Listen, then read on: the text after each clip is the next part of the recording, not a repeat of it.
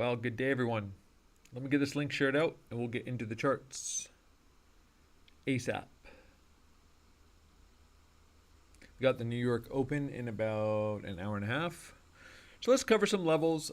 You know, there's no reason to get too excited here. If you're in a long, congratulations. I rode some longs up through the highs here. And if you're looking for shorts, be patience planning. I just took a short, which we will cover. I've been scaling into 3 shorts here, and I just hit my final short. But let me get this link shared out, and we'll dive into it.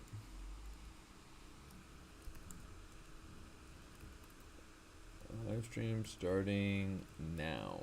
BTC hashtag Bitcoin.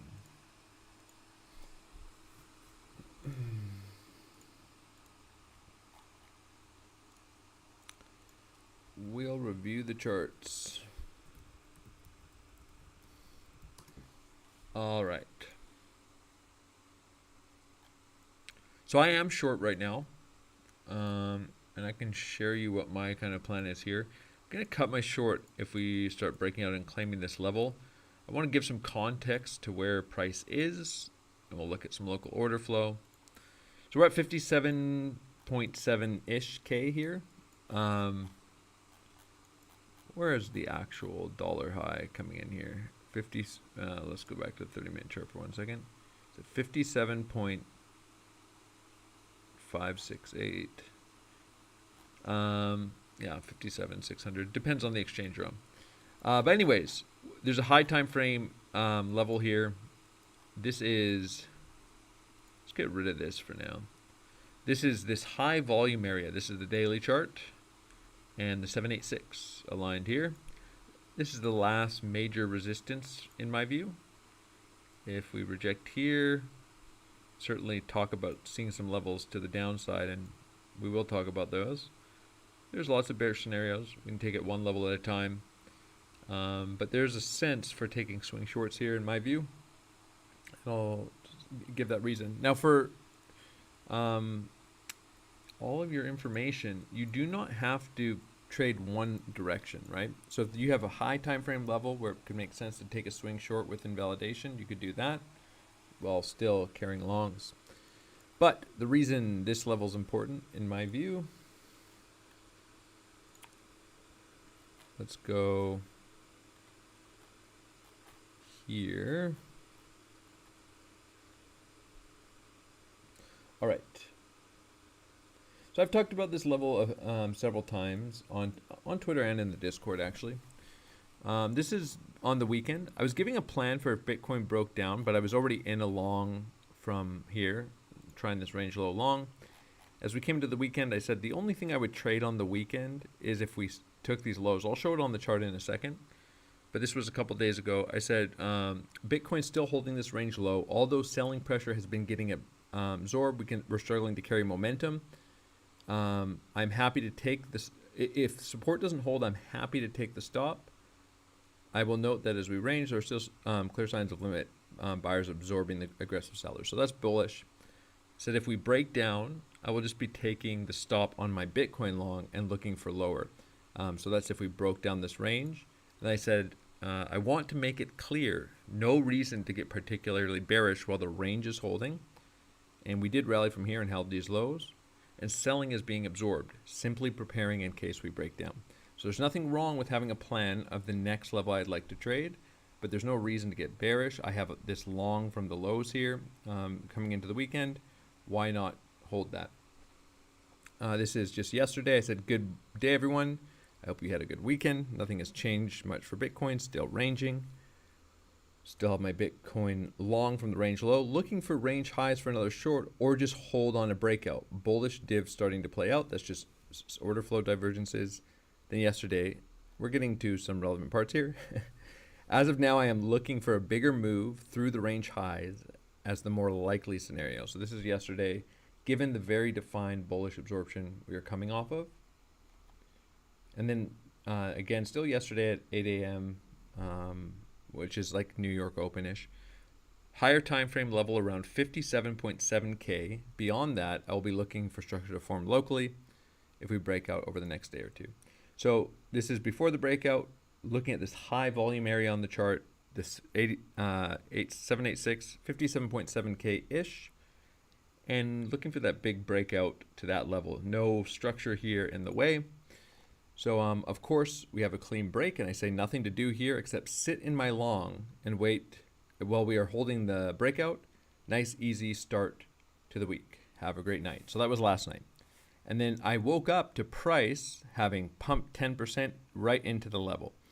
Nice way to wake up.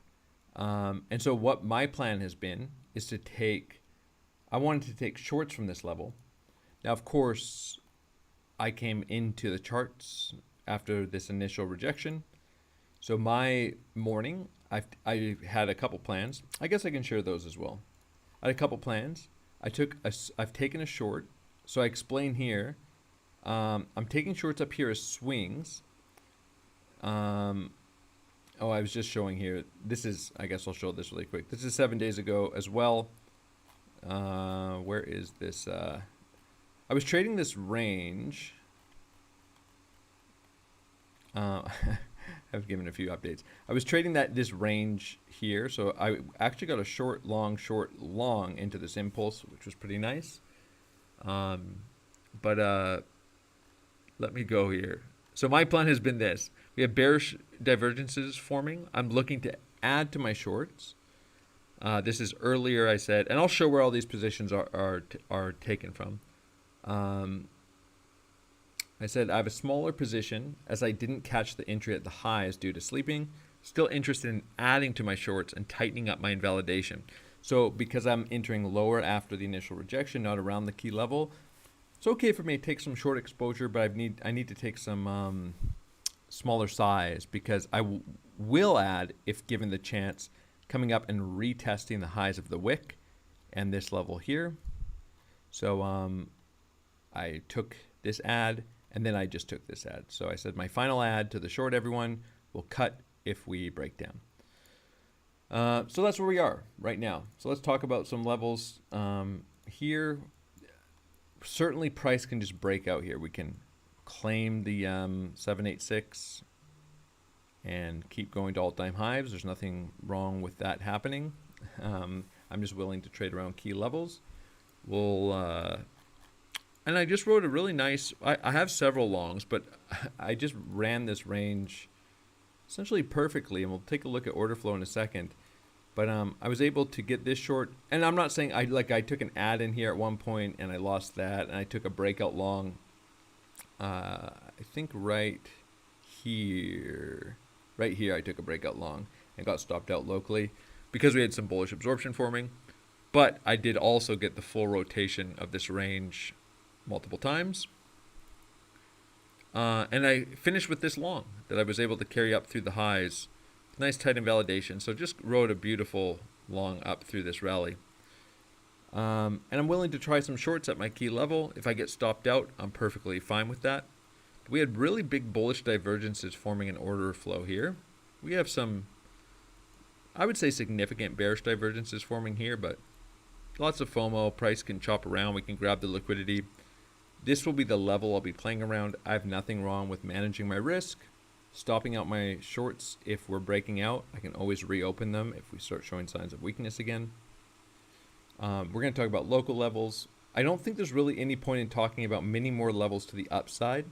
If price breaks out of here, I'm not really, maybe shorting all-time highs, a sweep and rejection of that, but after this, it's between here and all-time highs that I'm looking at, and otherwise I'd be waiting for local price action to form to create some structure to trade. But let's look at order flow really quick.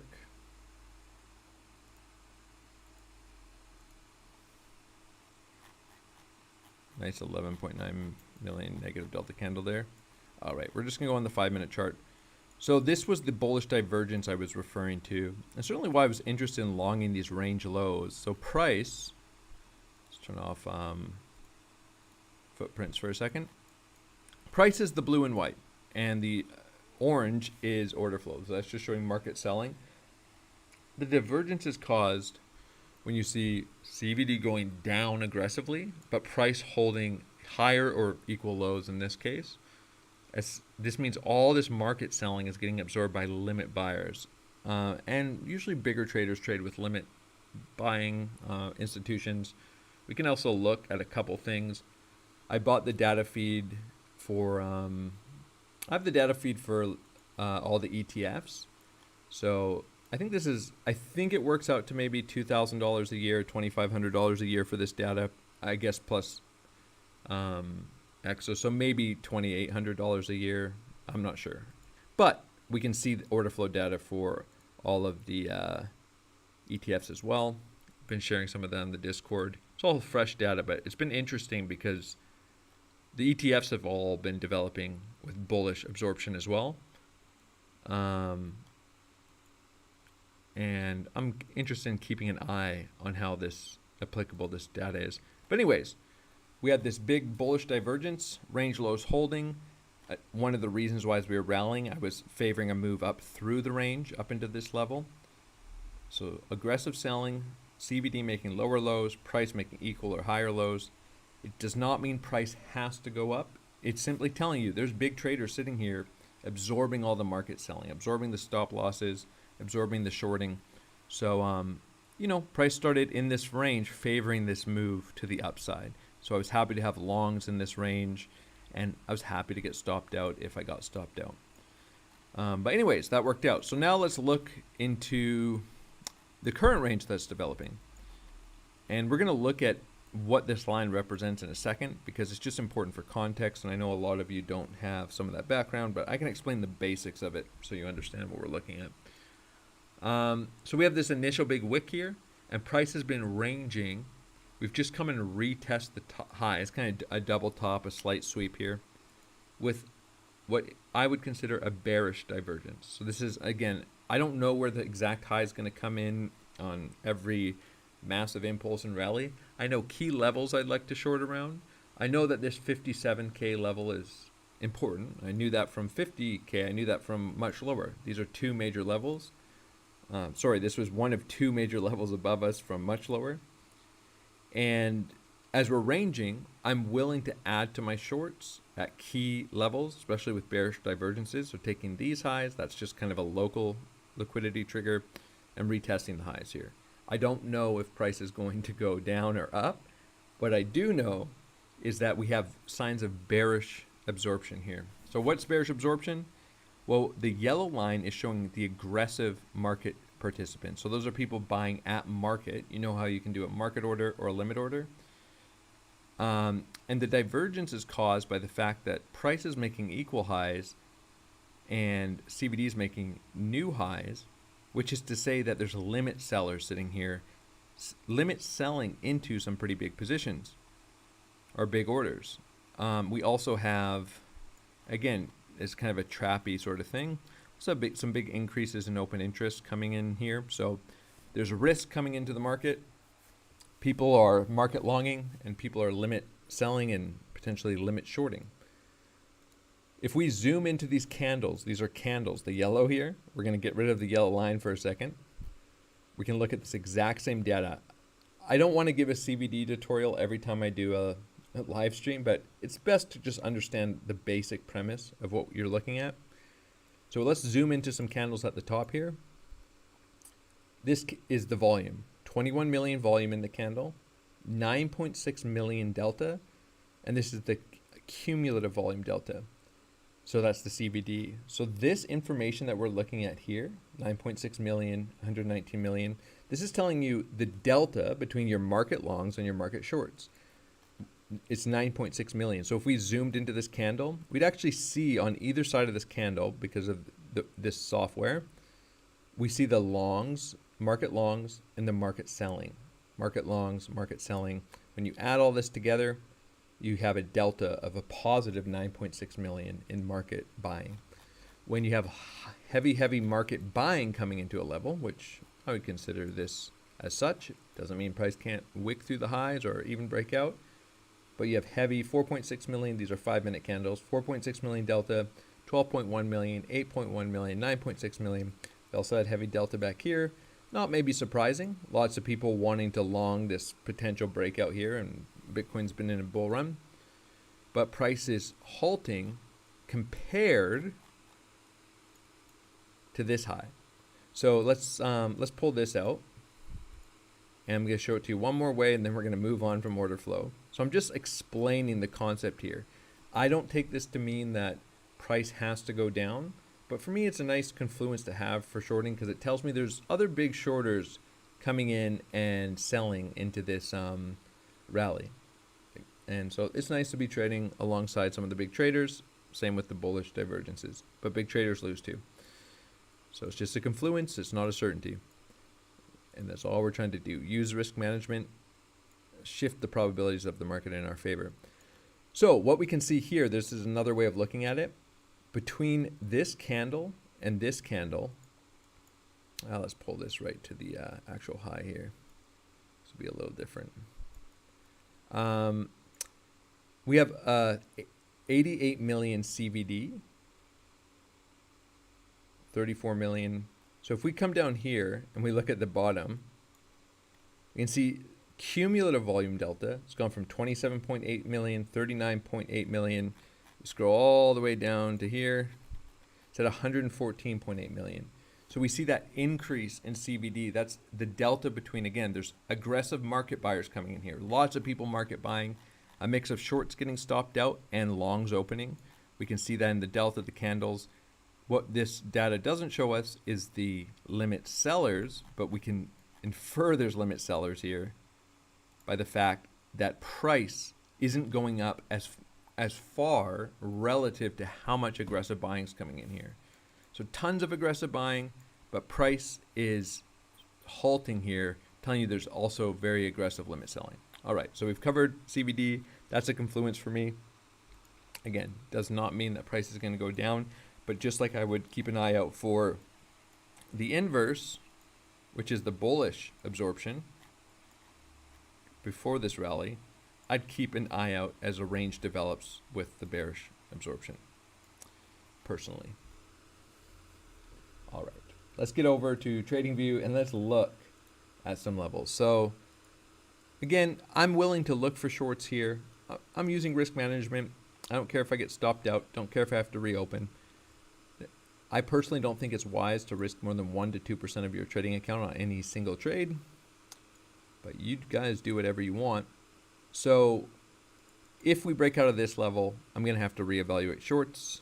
As far as longs go, let's look at a couple things. I've got some levels marked out, some levels of interest as it were. So this is where I was longing. This is that range we were forming. So I ended up getting a long here, but I closed it here and I took a short here, long here, got a nice pump. But some of this structure is likely to remain relevant if we have some retracements here. So let's look at the levels that are most relevant. And you have to understand that on any given day, I'm not trying to guess where price will be 2 years from now or a year from now or 6 months from now. I might take a swing trade. So I might treat a long from lower as a swing trade, but I also trade other time frames. And so I'm looking to see, is there a trade that makes sense for me to take? And what is the time frame of that trade? If there isn't, then I'm not going to take it. If there is, then I'm going to take a setup. But not every day is a swing trade that is going to be targeting where I think price will be 6 months from now, right? Sometimes, like these trades, I just traded this as a range. And I said as much right here. I said, I'm just looking to trade local levels as a range until we build more structure. And we built this range with bullish absorption, and I was happy to carry that long higher. So same thing here to an extent. I'm going to start talking about some local levels to the downside. So yes, I have a short. Does that mean that I can't take a long on a level with high probabilities to generate a reaction if we get a retracement? I don't think so. So the levels I'm interested in, well, we have a couple. One is just taking these lows. Somewhat likely place to generate a reaction, but personally, I'd be more interested in coming down and taking these lows. Both are probably scalpable, and I'll just talk about how I would set up those trades personally. I don't think these are likely to be major levels, and if we reject from here, I probably lean mid to high time frame bearish until this level is reclaimed. I'll talk a little bit more about that if it becomes relevant in the coming weeks, days or weeks. Right now, we're just testing the level. For me, I can look for shorts up here, but no point in spending too much time talking about the more bear scenarios, but just telling you, until we claim this level, if we start rejecting from here, that looks a little bit more bearish on a mid-time frame to me. That's just how I analyze the market, but that does not mean there's not longs to be found. So coming down and taking these lows, I like this idea. If we went back over to order flow and the bid-ask profile, lots of volume built up in here, lots of positions opening up in here. So coming and taking these lows, kind of a nice idea, I think, for a mid-time frame. And let's just give an example of what this could look like for me. We take these lows, we flush out a bunch of longs. Even if I'm high time frame bearish or mid time frame bearish, well, why can't I long a nice reaction with nice looking order flow up back into these highs or back up into key fib retracements mixed with something like this, a POC. Again, this is assuming we break down here, could form a range, we could build some new pivot highs for targets. But what's wrong with me taking a long, locking in some profits at a highly reactive area, and then carrying my short lower, right? I don't expect price to teleport straight to deep targets.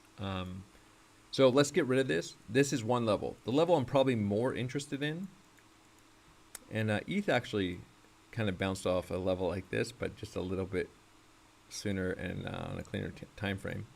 Let's clean up this chart a little bit. Well, coming down and retesting this old range high, right? It's the GP of our move, something like this, just a clean SR flip. Maybe we have confluence with the channel here. This would be in a few days, 4 or 5 days. I would imagine this would obliterate a bunch of longs. You know, there's been lots of FOMO longing here. Lots of people aren't taking profits. I confess I've taken profits on my longs. I'm happy to do it. I can always find my way into a new long if I want to. I'm not afraid that price is going to start going up and I'll never be able to get long again. So I've taken profits. I think a lot of people probably won't. So maybe we range here a bit, maybe we don't. But this would be a nice idea to come wipe out some liquidity. And that is sort of how ETH rallied out of here, right? On a lower time frame. If we look at the 15-minute chart here, we broke out of the range. Just an SR flip. So price breaks out, comes and retests the prior highs, and then rallies. That's a reactive area, especially when you have some confluence. And so on Bitcoin, I think we have some confluence. Coming and taking these lows. Like I said, it's a key fib retracement of the move. Maybe, depending on the timing, we'll have some channel confluence. I'm just keeping this here for reference. If we hold these highs, we may not, and I'll just delete it. I'm not worried about it here. I'm worried about where potential channels might be forming at the lows.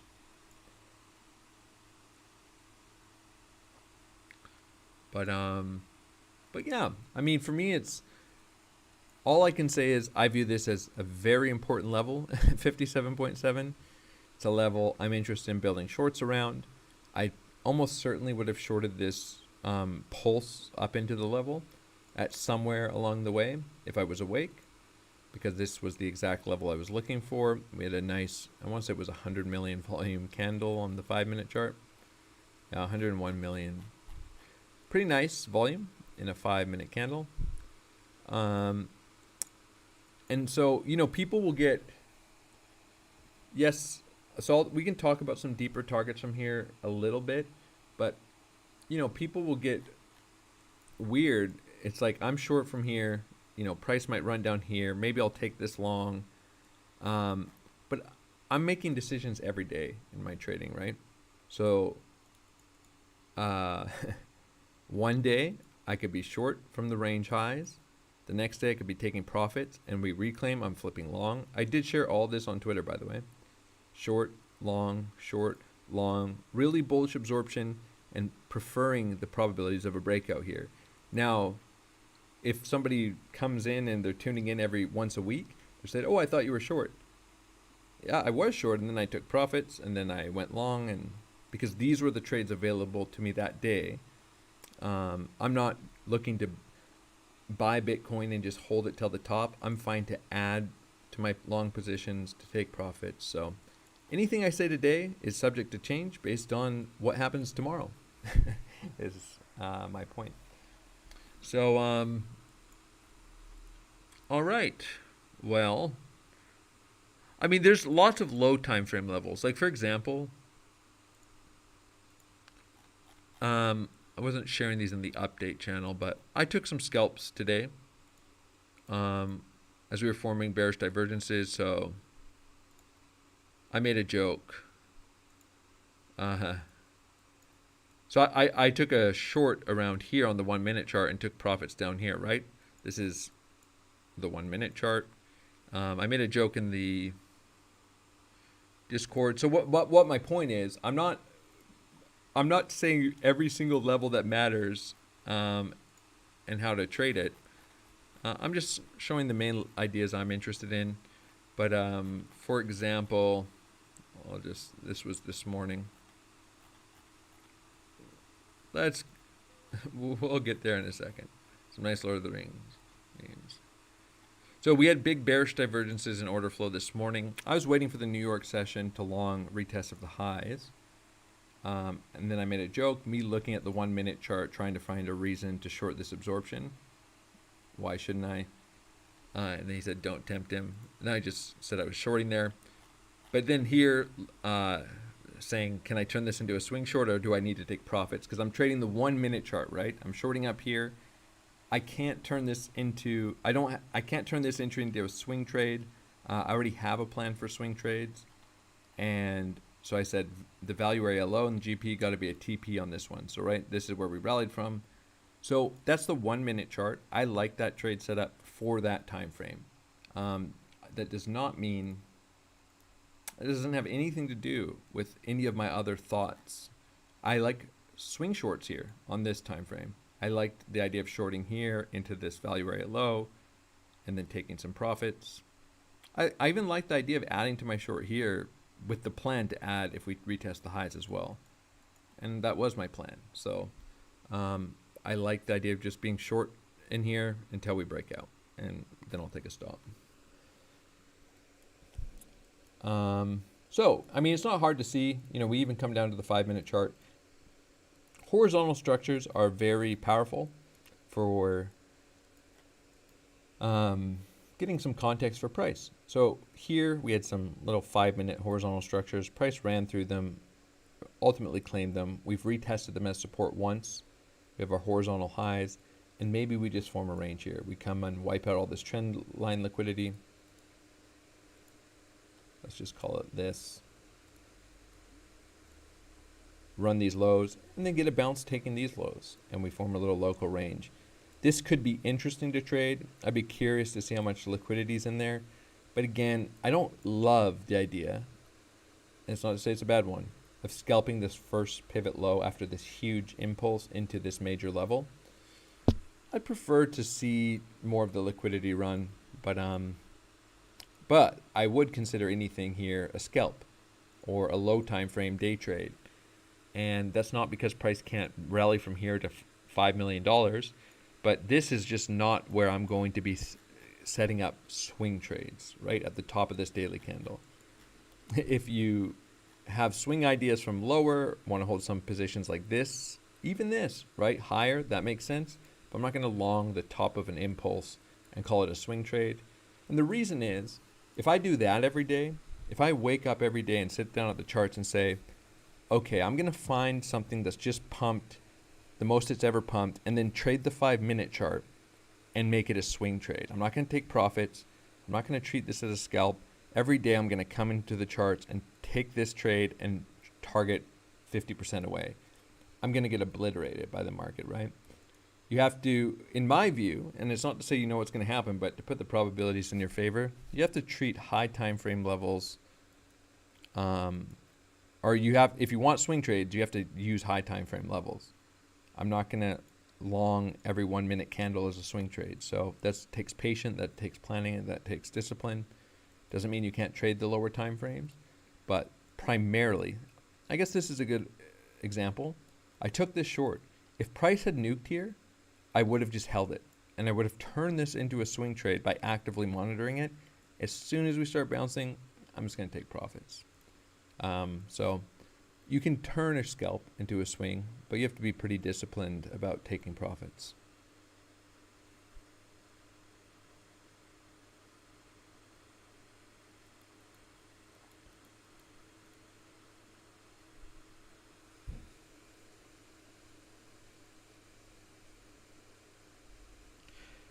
I'll talk some more about my high time frame plans, but I said this back in this range. I could spend every day talking about like, oh, I think, you know, something like this could make sense, something like this could make sense for high time frame levels. But, you know, I had the 57.7K level marked out as my next level to the upside. And I said, I don't really have a lot of clarity right now in terms of high time frame price action as we are making these highs. And so I said, I'd prefer just to have a local perspective on the chart. I can trade this range, look for shorts and longs, and wait for some context to develop. You know, why do I have to spend too much time talking about a high time frame target to the downside when price is printing this new daily candle? And I kind of feel the same way now. This is an important high time frame level. I have a short. So like people can say, you know, what's your plan? Are you targeting 18K? Are you targeting 20K? Sure, all of the above. This is a high time frame level, but price just touched it like 2 minutes ago. So let's not worry too much about where these targets are, because that could be stopped out 15 minutes from now.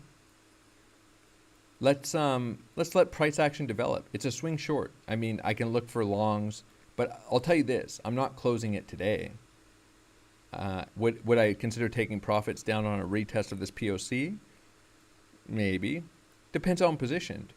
Do I have new shorts that I've added on a retracement like this? And so I have my swing and I'm taking profits on these.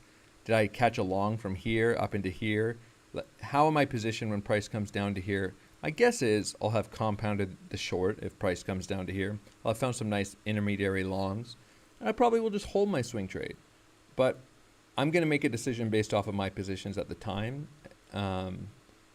So again, I have some ideas for bigger retracements from here that I think are still valid. I kind of want to review them a little bit. I know I want to trade around this level as a high time frame idea. But in terms of, is this my target at 48K? Is my target 37K? Is my target running these 23K lows or coming in retesting these lows? There's probably a lot of scenarios I'd be interested in, but I just want to see how context develops from here. So I don't really feel a lot of pressure to be trading with talking about levels way down here right now, because we're way up here and nothing's actionable down here.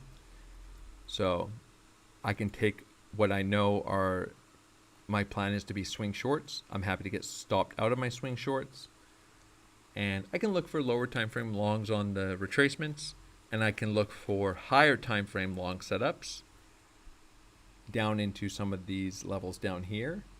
If price bounces and we start forming massive bearish divergences, then maybe I take profits on those. If we start ranging and consolidating with massive bullish divergences again, and everyone's getting super bearish and shorting into this, well then maybe I hold that for a bigger move to the upside. So, and I'll adjust my perspective from there. Does that make sense?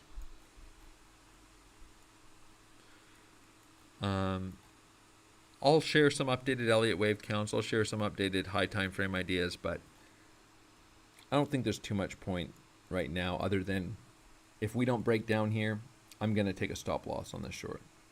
And I'm not planning on closing it today.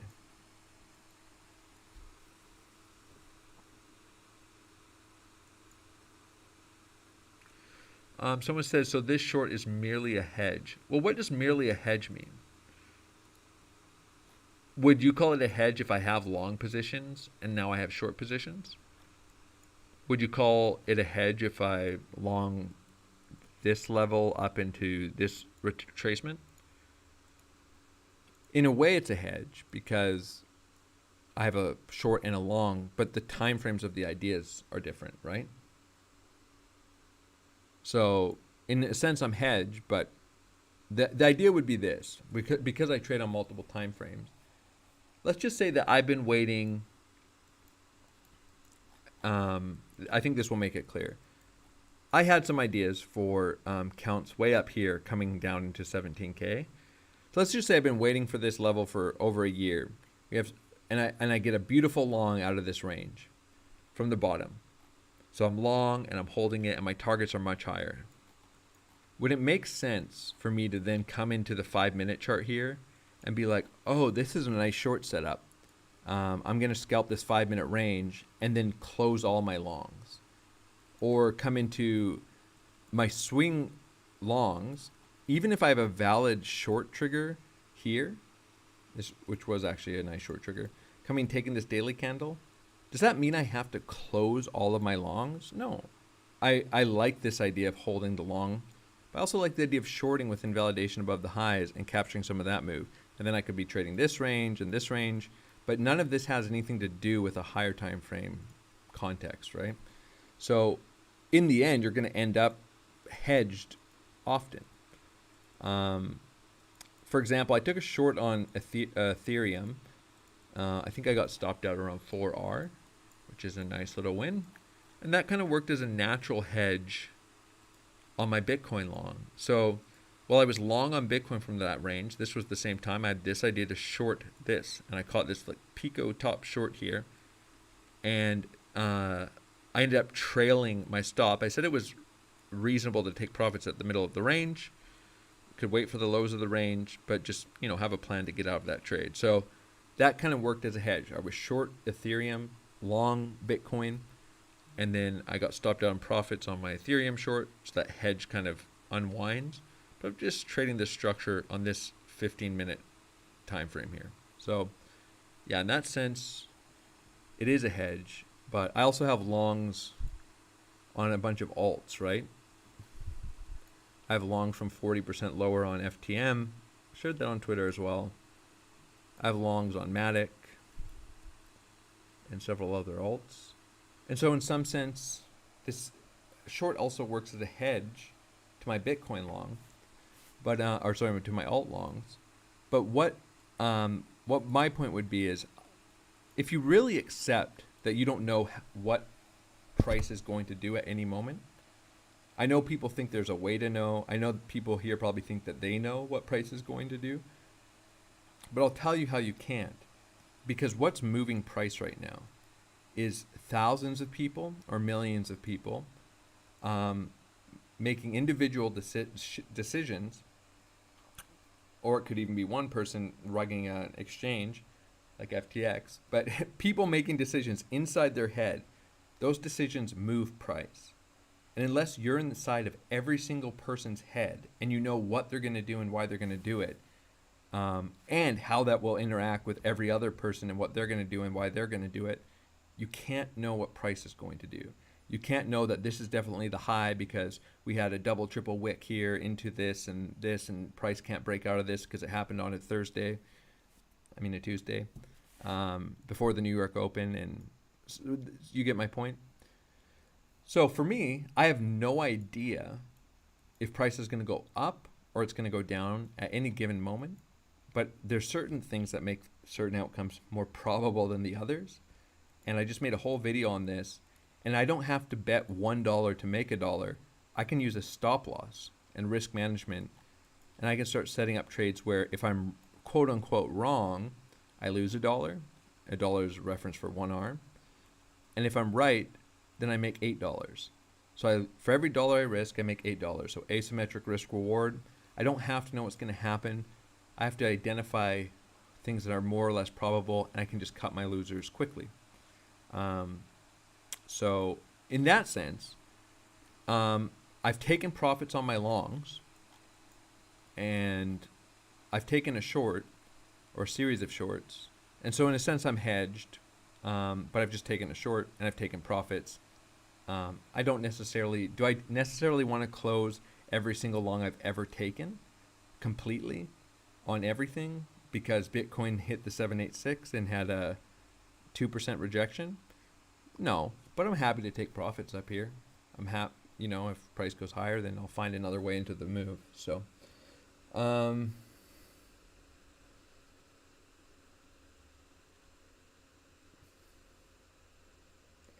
Russ says, I still don't get how order flow works. It's confusing. Well, probably confusing because all the divergences work differently than like a bunch of momentum indicators. So one, it's not, forget the fact that it's a line, all right? The only thing it has in common with RSI is that they both have lines, but many things have lines and they're not the same. But think about what moves the market, right? So you have limit orders and you have market orders. Limit orders are resting. So if I open a limit order at $54,000 here, or $54,300, I don't all of a sudden get to buy Bitcoin at $54,300. If price comes down to that level, my limit order will fill.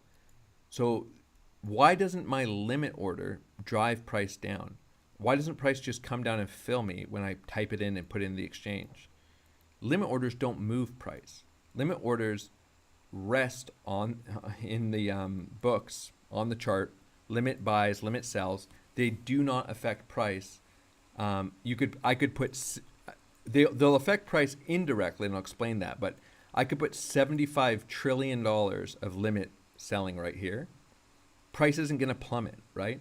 Because all that's going to happen is price will just keep bumping into this limit selling block of $75 trillion until that order is either filled and price can tick through it. So the market orders are what moves price. Market buying into limit selling.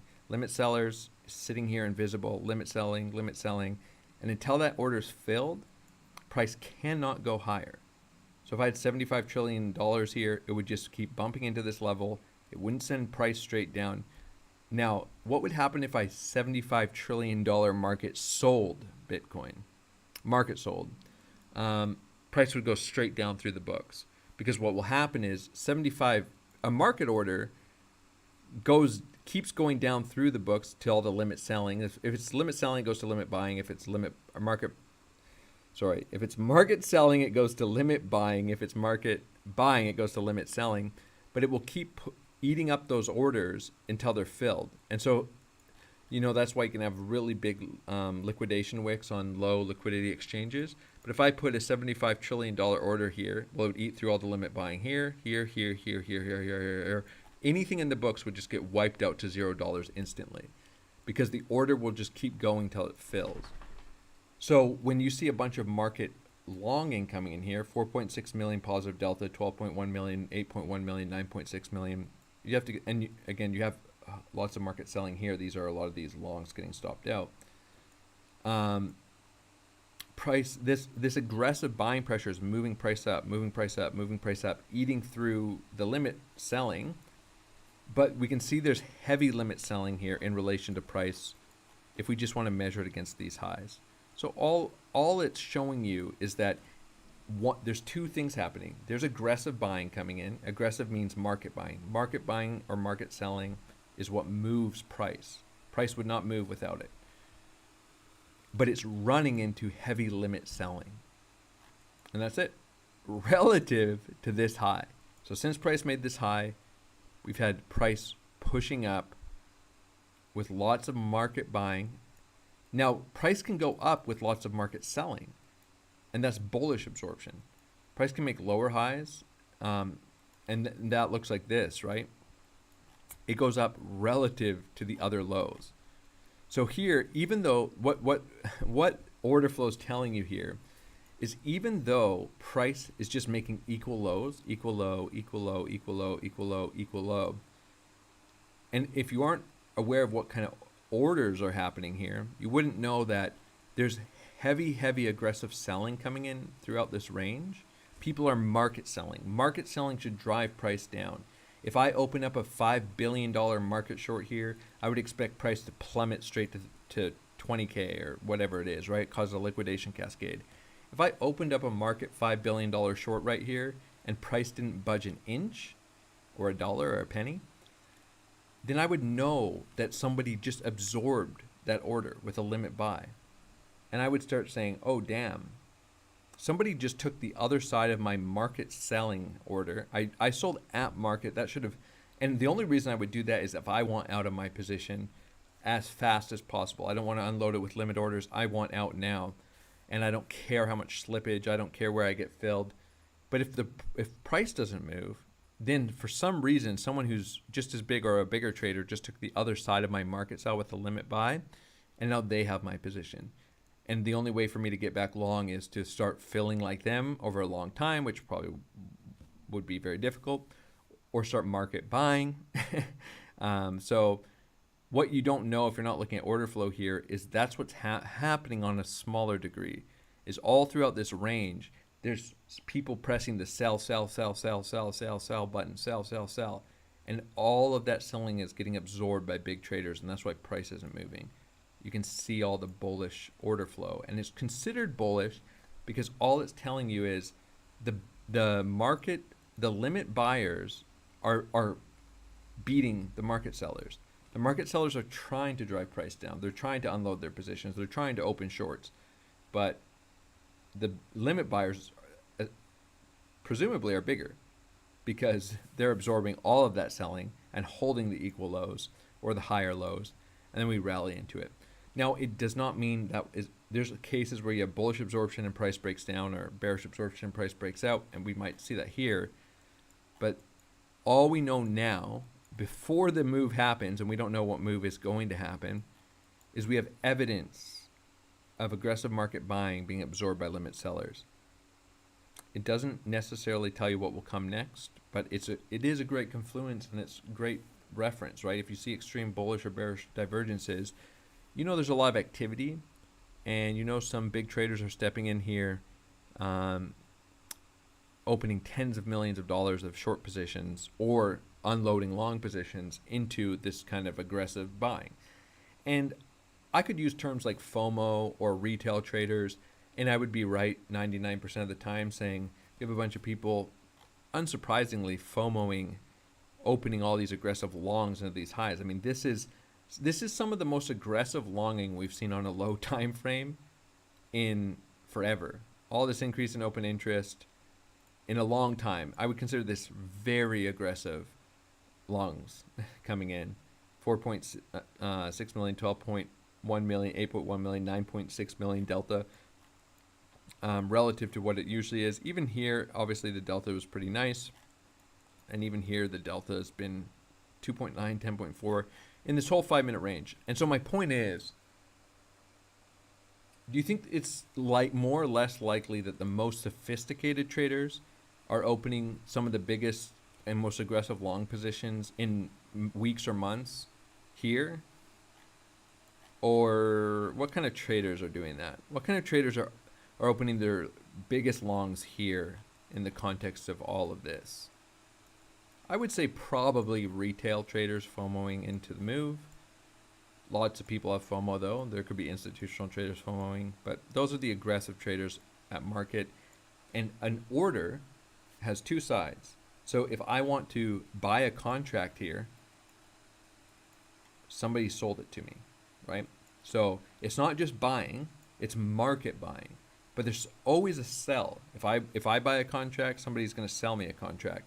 So all we know is there's some traders buying very aggressively into this, and there's some traders selling passively with limit orders, but they're selling their positions, and that could be shorts and longs unloading. So anyways, that's just context. I use it as confluence, and guess what? When I put in all the work, all the time, and all of the levels of interest, and I execute a trade, all that means is I'm willing to put on a reasonable amount of risk to see if the idea works. And it either works or it doesn't. Either it gets stopped out or it doesn't.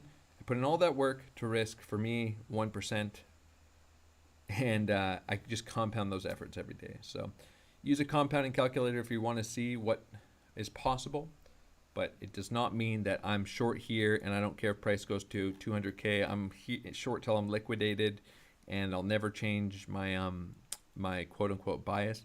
I'll just look for a new setup, and it could be a long. So I don't know. Hopefully you guys had fun in here. I mean, learned something. I don't know if it was fun. Key levels. For me, I mean, probably the most interesting trades come after we form some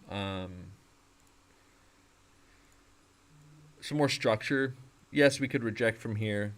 I mean, these are swing trades for me, so in a sense, it doesn't even really matter if it does. I mean, yeah, it's nice, but I'm not planning on closing them here on the 5-minute chart. So we'll see. I don't know, over the next few days, I mean, I'll be more interested. I'll take new shorts. I'll take new longs. I might end up taking this long depending on how order flow looks. Maybe I take profits and just trade this as a range like I did the last range. And maybe I trade some of these levels, and maybe I look for more shorts, and I trade some of those on different time frames, more longs, more shorts, who knows. But yeah, I mean, right now price is just impulsing straight up into a key level.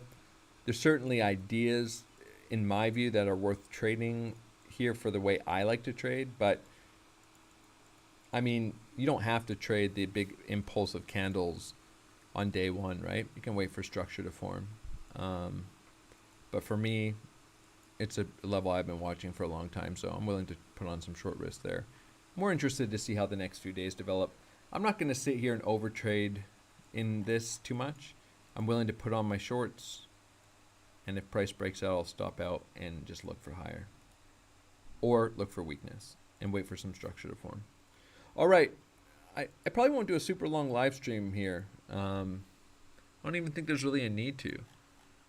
I know there's probably people tuning into this live stream hoping I'm going to say that I think Bitcoin's going to go to 150K today and this is a great time to get long, or maybe even saying hold your long. You can do whatever you want.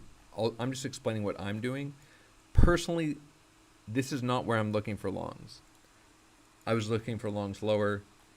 I liked having longs for this big move up, but there's not really much I can do here. Price either rejects or it doesn't. We start forming some local structure or we don't. And I was happy to catch some of this move, but I'm not going to long now. So, all right. Well, maybe I'll just browse for some questions really quick. I don't really want to look at a bunch of altcoins. I mean, I've shared a couple in the Discord that are coming up to high time frame targets, so I'll be interested for shorts. I mean, I'm interested in this short idea. I would have loved to have come up a couple days earlier here, but this is an important idea for me on FTM. I may even just lock in profits early on this trade because I really don't want to round trip a double top into this channel on the daily chart here because I'm trying to squeeze out an extra little bit. But I'm going to keep an eye on some of this local price action. I'll be looking for swing shorts on FTM. Same deal as Bitcoin. I don't care if I get stopped out. I just long the whole move up. This is my target for shorts. If it doesn't work, it doesn't work. That's the other thing that, like, for me, I'm just trading my plans. I had this level drawn out up here, and I waited a long time, right, for that to come over a month, and I took that long, and I've been waiting a long time for this target, and then I'm going to take the short, and I just don't care if it works or not because the way I trade has asymmetric risk reward. I make a lot more on the ones I win than I lose on the ones I lose. I'm just patient and I trade my plan. And, you know, there's going to be people, I'm going to say I took the short trigger, and there's going to be people that say, you idiot. Why would you short FTM? It's so bullish if this breaks out. I took a little stop loss And then maybe this happens and they round trip whatever. I mean, or they are FOMO along here. But I don't really care, right? What happens. Same thing with Matic. I have a big high time frame Matic level up here on the daily chart. Price has just been moving up pretty relentlessly, grinding up on the daily chart. Looking for this high around $1.19 to be swept.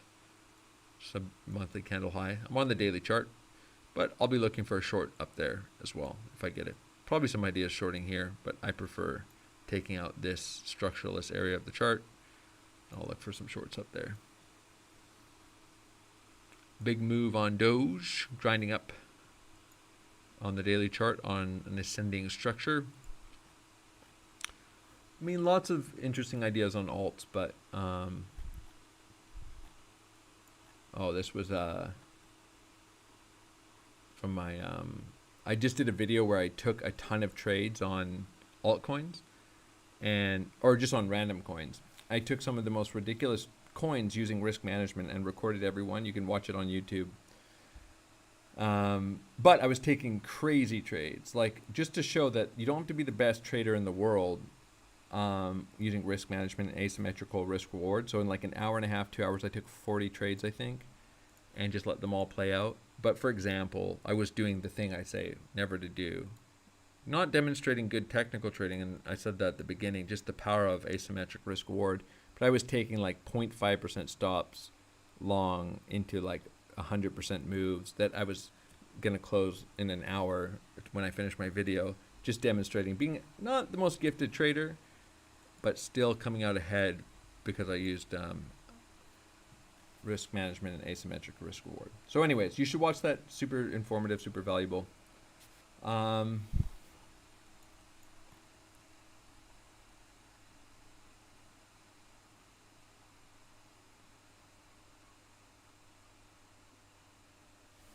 All right, guys. Well, yeah, I appreciate you guys tuning in.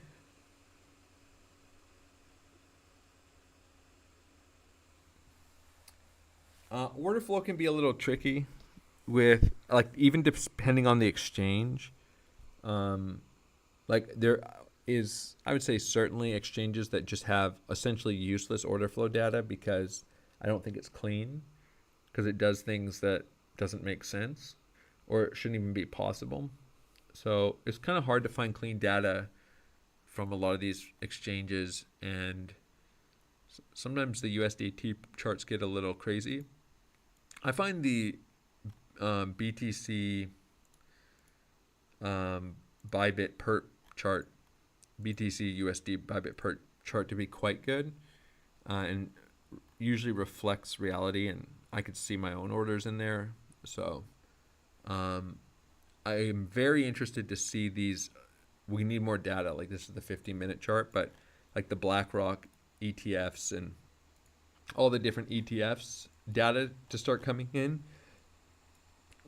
To start coming in, because it's almost certainly going to be clean because it's so heavily regulated. And so far, every one of these ETFs just showing massive bullish divergences and order flow before this rally. So yeah, I'm really optimistic that I'm gonna get an edge from looking at all of these. These are all different ones, by the way, and it's not free, it's expensive. I've been sharing some of this data in the Discord, but I do have to, before I base too much of my trading off of it, need some of this data to accumulate. I just want to keep an eye on it while it does. Yeah, I might not check a bunch of altcoins. Sorry, guys. I mean, like, well, I'm just going to guess. Okay, I'm going to guess. I'm going to go to an altcoin that somebody's typed in and just see if it's not just up like 300% at all-time highs and somebody's asking me to chart it. Okay, we'll look at a couple.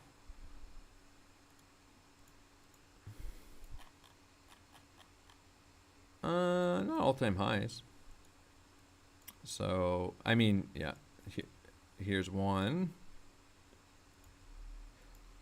It's just, I'll give my thoughts on all these charts in 1 second. Oh. I wasn't on the right screen. All right, so here's one.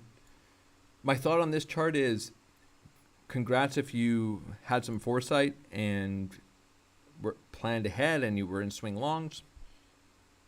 If not, I mean, personally, I would never long up here, and any trade I'd be taking here would be based on local timeframes for local setups and be managed locally. And my thoughts here are I would never trade this. This is the coin somebody suggested, right?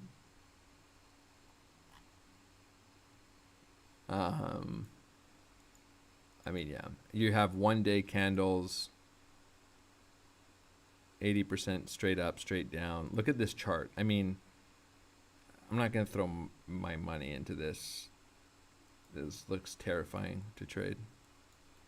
The type of, I mean, I imagine there's not a ton of liquidity, and it's a great way to get absolutely liquidated and destroyed if you're trading with any kind of size. But yeah, my thoughts on this chart is, if you want to try to do TA and trade it, great, but there's so many more interesting charts to trade, and I have no idea what the project is, so I have no fundamental perspective.